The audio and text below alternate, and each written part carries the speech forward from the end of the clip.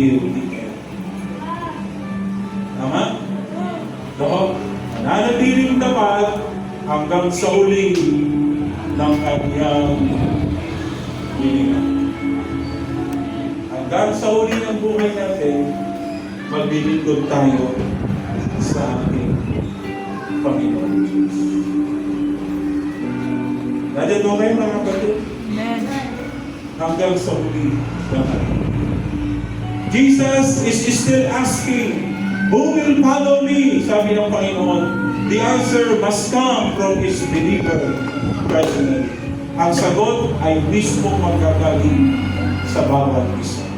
Sino dito hanggang sumunod sa Panginoon? Magsabi po ng Amen. Ask yourself, am I merely attending church or am I truly following Christ? Ako ba ay taga-attend lang o tunay ako'y susunod sa Panginoon? Is my life producing the character of Jesus?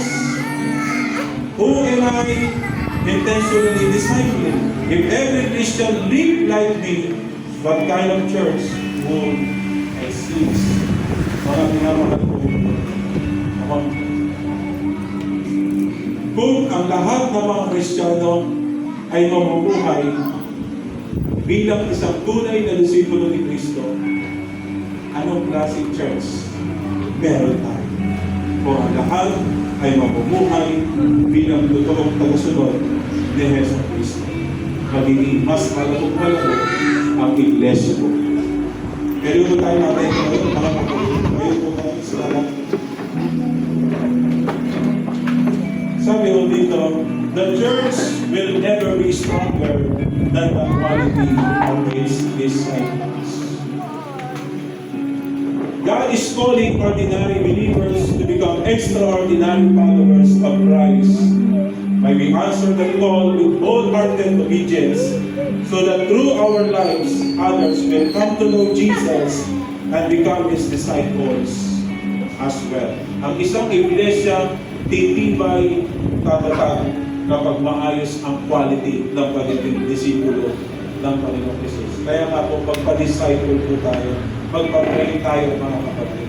God is calling ordinary believers. Ang Diyos ay tumatawag ng mga ordinaryong tao, ordinaryong believer, upang maging pambihirang tagasunod ni Jesus Cristo.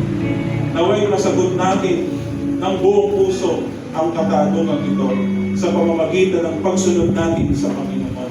Upang sa pamamagitan ng ating buhay, ang ibang tao ay lalapit kay Jesus at magiging disipulo ng Panginoon Hesus Kristo. Tingin mo kayo sa akin, kayo ay pagpapala ng Diyos sa inyong mga pamilya. Kayo ay pagpapala ng Diyos sa inyong mga opisina. Kayo ay pagpapala ng Diyos sa inyong ginagalawan araw-araw. You are disciple of Jesus Christ. Bago tayo matalangin, nais ko pong umawi tayo ng awiting pagsamba sa ating Panginoon. Hallelujah. Can we sing yung atin pong worship song, mga kapatid?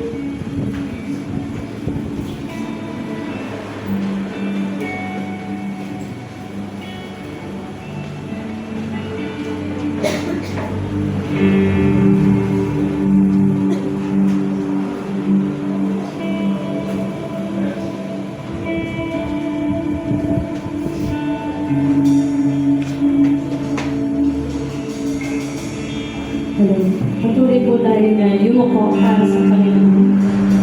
At dalhin natin yung pagmamahal. Pwede po bang lahat tayo ay tumungo? Isipin natin kung gaano tayo kapalad, mga kapatid, na sa kabila ng karamihan, sa kabila ng ginawa natin, we don't deserve God. Nobody deserves God's love. But we are blessed.